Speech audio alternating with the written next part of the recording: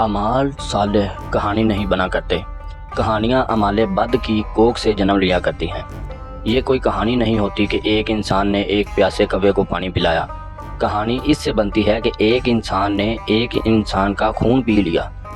پانی کا پیاسا کسی کہانی کا کردار نہیں بنا کرتا۔ کہانی اس انسان سے بنتی ہے جو انسان کے خون کا پیاسا ہو۔ آج داستان کو آپ کے لیے اس دور کی داستانیں لے کر آیا ہے جو سلجوقیوں کو دور حکومت تھا۔ خلافت بغداد کی چولیں ڈھیلی ہو گئی تھیں۔ اسلام کا پرچم یوں پھڑپڑا رہا تھا جیسے شمع بجھنے سے پہلے ٹمٹمایا کرتی ہے۔ طوائف الملوکی اسلام کے تارو پودوں بکھیر رہی تھی۔ اہل صلیب پرچم ستارہ و حلال کو ہمیشہ کے لیے گرا دینے کو طوفان کی طرح بڑھے آ رہے تھے۔ اللہ نے اپنے دین کو ہر دور میں سنبھالا اور سہارا دینے کا سبب پیدا کیا۔ اس پر اشوب زود میں جب خلفاء ہو اقتدار سے دیوانے ہو کر اپنے فرائض کو بھلا بیٹھے تھے اور مسلمانوں کی عسکری قوت خلفاء کی عدم توجہی اور شاہانہ طرز بود و باش کی وجہ سے کمزور ہوتی چلی جا رہی تھی، اللہ نے سلجوقیوں کو بھیجا۔ ان ترک جنگجوؤں نے آ کر اسلام کے گرتے ہوئے پرچم کو تھاما، دین کی بنیادیں مستحکم کیں، طوائف الملوکی کا خاتمہ کیا، فوج میں عسکری روح بیدار کی اور اہل صلیب کے لشکروں کے آگے سیسا پلائی ہوئی دیوار کھڑی کر دی۔ اس دور میں فرقہ باطنیہ نے سر اٹھایا اور حسن بن صباح ابلیس کے روپ میں سامنے آیا اور جسد اسلام کا کینسر بن گیا۔ حسن بن صباح کہاں سے تھا؟ تھوڑا سا ذکر سلجوقیوں کا بھی ہو جائے تاکہ داستان گو کی بات سمجھنے میں آسانی رہے۔ ان کا دور حکومت اسلام کے عروج اور عظمت و اقبال کا زمانہ تھا۔ سلجوقی ایک غیر مسلم ترک جنگجو سلجوق بن یکاک کی نسل سے تھے۔ سلجوق ترکستان کے خانِ اعظم کے ہاں ملازم تھا۔ یہ لوگ فطرتاً جنگجو تھے۔ اللہ نے اس غیر مسلم خاندان کو اسلام کی بقا، سلطنت اسلامیہ کی سلامتی اور توسیع اور دین کے فروغ کی سعادت عطا کرنی تھی۔ اس کا سبب یوں بنا کہ سلجوق بن یکاک نے خانِ ترکستان کی ملازمت چھوڑ دی اور اپنے خاندان کے ساتھ بخارا چلا گیا۔ اس کا قبیلہ بھی اس کے ساتھ ہی ہجرت کر گیا کیونکہ اس میں کچھ ایسے اوصاف تھے کہ قبیلہ اسے اپنا پیر و مرشد مانتا تھا۔ سلجوق اپنے اوصاف اور صلاحیتوں کو کسی بہتر اور عظیم مقصد کے لیے استعمال کرنا چاہتا تھا۔ وہ یقیناً کسی ایسے عقیدے اور ایسے مذہب کی تلاش میں تھا جو فطرت انسانی سے ہم آہنگ ہو۔ بخارا میں وہ اسلام سے متعارف ہوا تو اس نے بلا پس و پیش اسلام قبول کر لیا اور اپنے خاندان اور قبیلے کو اسلام کی بنیادی تعلیمات سے روشناس کرا کے کہا کہ وہ سب مسلمان ہو جائیں۔ وہ تو حکم کے منتظر تھے، پورا قبیلہ مسلمان ہو گیا۔ یہ ایک معجزہ تھا، کن فیکون کا مظاہرہ تھا۔ آل سلجوق تو ترکستان میں وحشی، جنگلی اور تہذیب و تمدن سے بے بہرہ مشہور تھے۔ جنگجو ایسے کہ ان کی طرف کوئی آنکھ اٹھا کر نہیں دیکھتا تھا، لیکن اللہ نے انہی سے اپنے دین کا تحفظ کرانا تھا۔ سلجوق صرف مسلمان ہی نہ ہوئے بلکہ اسلام کو سر بلند کرنے کی ذمہ داری بھی اپنے سر لے لی۔ یہ ایک اور داستان ہے کہ سلجوقیوں نے سلطنت اسلامیہ کی عنان کس طرح اپنے ہاتھ میں لی۔ مختصر یہ کہ غیر مہذب اور آوارہ گروہ ترک تہذیب اور شائستگی کا پیکر بن گیا۔ تعلیم سے بے بہرہ سلجوقیوں، عالموں اور فاضلوں کو دربار میں اکٹھا کر کے ان کی پذیرائی کی۔ ان کی خانہ بدوش ذہنیت مدنیت کے رنگ میں رنگی گئی۔ یہ ہمارا عقیدہ ہے کہ دین اسلام کا اور توحید و رسالت کا محافظ و ناصر خود اللہ تبارک و تعالی ہے۔ اس کی ذات باری نے جس طرح عرب کے بوریہ نشینوں، صحراؤں، نوروں، گناہوں اور جاہلیت میں ڈوبے ہوئے بندوں کو رسالت اور اپنے دین سے نوازا تھا، اسی طرح پسماندہ ترکوں کو اعزاز بخشا کہ انہیں عسکری قوت کردار کی عظمت عطا کی اور وہ دیکھتے ہی دیکھتے ایران، عراق، شام، الجزیرہ اور ایشیائے کوچک پر چھا گئے۔ ان کے سامنے جو بھی اسلام دشمن طاقت آئی اسے کچل اور مسل کر ختم کر دیا۔ بنیادی تبدیلی تو یہ آئی کہ خلافت عباسیہ کے کردار کی کمزوریوں نے سلطنت میں جو طوائف الملوکی پیدا کی تھی اس کا کلا کما ہو گیا۔ سلجوقیوں نے اس کا یہ طریقہ اختیار کیا کہ ایک بادشاہی قائم کر دی اور افغانستان سے بحیرہ روم تک کا علاقہ ایک سلطنت بن گیا اور یہ سلطنت اسلامیہ تھی۔ بادشاہت کا نظام حکومت اسلام کے منافی ہے، لیکن سلجوقیوں نے سلطنت کو ایک مرکز کے تحت لانے کے لیے بادشاہت کا نظام اپنایا تھا۔ اس کے نتیجے میں یہ فائدہ حاصل ہوا کہ سلطنت میں جو انتشار اور عدم اتحاد پیدا ہو گیا تھا وہ یکجہتی اور قومی اتحاد میں بدل گیا۔ پھر ان سلجوکیوں نے یورپ کے اہل سلیب کی یلغاروں کو یوں قہر و غضب سے روکا کہ انہیں بار بار حملے کرنے کے قابل نہ چھوڑا۔ سلجوق بن یکاق کی حکومت اس کے پوتوں تغرل بیگ سلجوقی اور چغرا بیگ سلجوقی تک پہنچی۔ بادشاہوں کے خاندانوں میں یہ روایت لازمی طور پر چلتی رہی کہ سگے بھائی تخت نشینی پر ایک دوسرے کے خون کے پیاسے ہو جاتے تھے۔ اگر کوئی بہن ہوتی تو وہ الگ سازشیں کرتی تھی۔ محلاتی سازشیں شاہی خاندانوں میں لازمی سمجھی جاتی تھی، لیکن سلاطین آل سلجوق آپس میں اناد رکھنے کو گناہ سمجھتے تھے۔ تغرل بیگ اور چغرا بیگ سگے بھائی تھے۔ تاریخ بتاتی ہے کہ ان کا آپس میں پیار تھا کہ تخت کا وارث بڑا بھائی تھا، لیکن بڑے نے چھوٹے بھائی کو اقتدار میں اپنے ساتھ رکھا اور 2 دارالسلطنت بنا دیے۔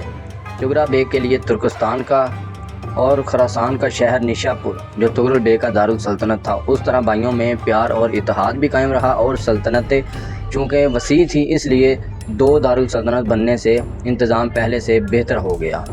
آل سلجوق نے خلیفہ کو نہ چھیڑا اور اسے کچھ علاقے دے کر اس کی حیثیت برقرار رکھی تھی۔ یہاں ایک واقعہ کا ذکر بے محل نہ ہوگا۔ اس وقت خلیفہ قائم بامر اللہ تھا۔ 450 ہجری کا ذکر ہے کہ بصاصیری نام کے ایک غیر مسلم نے خلیفہ قائم کو کمزور اور تنہا سمجھ کر بغداد پر حملہ کر دیا اور خلیفہ کو قید میں ڈال دیا۔ تغرل بیگ کو اطلاع ملی تو اس نے بصاصیری پر حملہ کر دیا اور اسے بہت بری شکست دے کر اسے گرفتار کر لیا۔ حکم دیا کہ اس کا سر کاٹ کر میرے حوالے کیا جائے۔ تھوڑی ہی دیر میں سر اس کے سامنے پڑا تھا۔ تغرل بیگ نے سر اٹھایا اور خلیفہ کے گھر کی طرف چل پڑا۔ خلیفہ کو بصاصیری کی قید سے رہا کرا لیا گیا تھا۔ تغرل بیگ نے بصاصیری کا سر خلیفہ کے قدموں میں رکھ دیا۔ تغرل، خلیفہ قائم بامر اللہ نے کہا، کیا تم 4 سال انتظار کر سکتے ہو؟ کیسا انتظار؟ تغرل بیگ نے پوچھا۔ میں اس احسان کا تمہیں صلہ دینا چاہتا ہوں جو تم نے مجھ پر کیا ہے، خلیفہ قائم نے کہا۔ پہلی بات یہ ہے محترم خلیفہ، تغرل بیگ نے کہا، کہ میں نے آپ پر احسان نہیں کیا، فرض ادا کیا ہے۔ دوسری بات یہ ہے کہ میں 4 سال انتظار کا مطلب نہیں سمجھ سکا تھا۔ میری ایک بیٹی ہے، خلیفہ نے کہا، ابھی کم سن ہے، 12-13 سال عمر ہے۔ 4 سال بعد جوان ہو جائے گی تو اس کی شادی تمہارے ساتھ کراؤں گا۔ یہ ایسا انعام ہے یا تحفہ ہے جو میں کسی غیر عباسی کو نہیں دے سکتا۔ ہم اپنی لڑکیاں عباسیوں میں ہی بیاہتے ہیں۔ تم سلجوقی ہو لیکن تمہارے احسان کا صلہ اس سے کم نہیں دوں گا۔ میں نے اپنی بیٹی تمہیں دے دی، 4 سال اور بعد شادی ہو جائے گی۔ 4 سال بعد خلیفہ نے اپنی بیٹی کی شادی تغرل بیگ سے کر دی۔ بادشاہوں کے ہاں یہ رواج رہا ہے کہ انہیں وزیروں کی ضرورت نہیں ہوتی تھی، لیکن رسمی طور پر وہ ایک وزیر اعظم اور برائے نام 2-3 وزیر رکھ لیتے تھے۔ حکومت تو بادشاہ کی ہوتی تھی، حکم بھی بادشاہ کا چلتا تھا۔ وزیر تائید اور خوشامد کرتے تھے، ان سے مشیر بھی حاشیہ برداری اور جی حضور جی ہوتے تھے۔ بادشاہ ان سے رسماً کسی کام یا کسی مسئلے کا مشورہ لیتا تو وہ بادشاہ کی مرضی اور مزاج کے مطابق مشورہ دیا کرتے تھے، لیکن سلجوکیوں کے ہاں یہ رواج نہیں تھا۔ سلاطین آل سلجوق علم و فضل کے قدردان تھے۔ ان کی کامیابی کی بنیادی وجہ یہی تھی کہ وہ بادشاہوں جیسے دربار نہیں لگاتے تھے، اس لیے وہ خوشامدیوں اور درباریوں کی ضرورت ہی محسوس نہیں کرتے تھے۔ ان کے فیصلے 2 ٹوک اور اٹل ہوتے تھے۔ چغرا بیگ اور تغرل بیگ کا دور حکومت تھا جنہوں نے 2 دارالسلطنت بنا لیے تھے۔ چغرا بیگ مرو میں تھا۔ ایک روز ایک جوان سال آدمی اس کی ملاقات کے لیے آیا۔ اس شخص کا لباس بتا رہا تھا کہ وہ معمولی سا کوئی سوالی نہیں، وہ کوئی عالم یا کسی اونچے درجے کے خاندان کا فرد لگتا تھا۔ سلطان کو کیا بتاؤں آپ کون ہیں؟ دربان نے پوچھا۔ امور غرض ملاقات کیا ہے؟ میرا نام خواجہ حسن توسی ہے، ملاقاتی نے بتایا۔ نیشاپور سے آیا ہوں، نیشاپور کے امام موافق کا شاگرد ہوں، ان کے مدرسے سے فارغ التحصیل ہو کر آیا ہوں، فقیہ اور محدث ہوں۔ غرض ملاقات سلطان کو بتاؤں گا۔ دربان کے لیے حکم تھا کہ کوئی عالم ملاقات کے لیے آ جائے تو اسے روکا نہ جائے۔ چنانچہ دربان نے اندر جا کر سلطان چغرا بیگ کو اطلاع دی۔ کیا وہ فقیہ اور محدث لگتا ہے؟ سلطان نے پوچھا۔ ہاں سلطان محترم، دربان نے جواب دیا۔ زبان شائستہ، لباس عالمانہ ہے، چہرے سے مہذب لگتا ہے، تو اسے اتنی دیر باہر کھڑا رکھنا خلاف تہذیب ہے، سلطان نے کہا۔ اسے فوراً اندر بھیج دو۔ چند لمحوں بعد خواجہ حسن توسی سلطان چغرا بیگ کے سامنے کھڑا تھا۔ سلطان نے اسے احترام سے بٹھایا۔ اے نوجوان، سلطان نے پوچھا، میں کیسے مان لوں کہ تو امام موافق کا شاگرد ہے؟ ہم جانتے ہیں امام موافق کی شاگردی کتنا بڑا اعزاز ہے۔ میرے پاس سند ہے، خواجہ حسن توسی نے سند سلطان کے حوالے کرتے ہوئے کہا، میں نے فقہ اور حدیث کی اور دیگر دینی امور کی تعلیم پائی ہے۔ کیا تو فارغ التحصیل ہو گیا ہے؟ سلطان نے پوچھا۔ نہیں سلطان عالی مقام، خواجہ توسی نے جواب دیا، میں مدرسے سے فارغ ہوا ہوں، تحصیل علم سے نہیں۔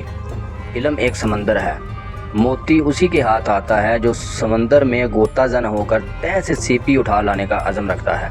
سلطان چغرا بیگ کچھ متاثر ہوا۔ ہم دیکھنا چاہتے ہیں کہ تو کتنا کچھ دانش مند ہے۔ سلطان نے کہا، کتابیں علم دے سکتی ہیں، عقل نہیں۔ تو اپنے آپ کو کتنا دانش مند سمجھتا ہے؟